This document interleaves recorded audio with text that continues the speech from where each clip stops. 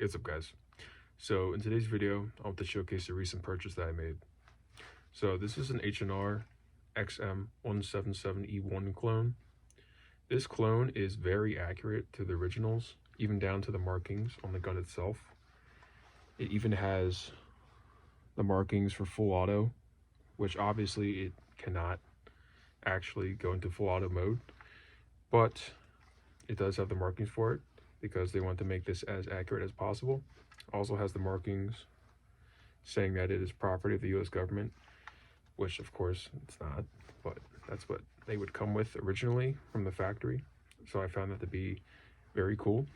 The original XM177E1 went by a couple names. Went by the name I just said, the Colt 609, and the Car 15. The Car 15 name is more of just a blanket statement for all carbine type AR-15s back in the day, including other variations like the XM177E2. These come with a brace and not a stock, as the barrel is 10 inches, which is faithful to the original.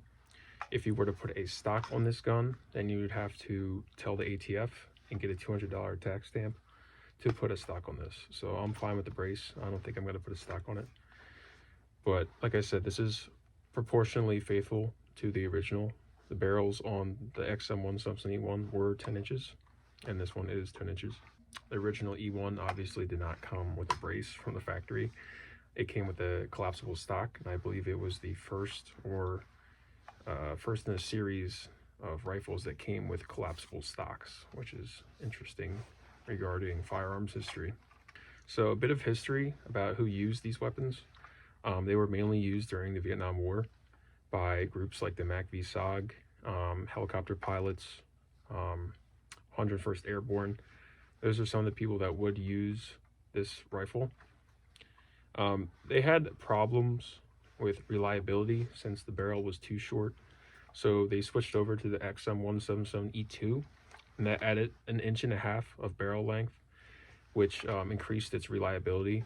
But I personally prefer the aesthetics of the XM177E1. I think it looks more proportional with a shorter barrel. Discussions about the E1 and E2 usage by the MACV-SOG in Vietnam is very decisive. A lot of people say the E1 was used more by the MACV-SOG. A lot of other people say the E2 was used more. There really isn't a crystal clear answer to which gun was used more. It really depends on who you ask. So honestly, it just comes down to personal preference. If you're making a kit on the MACV-SOG, if you're making an impression, either one works. They're both accurate for the time period.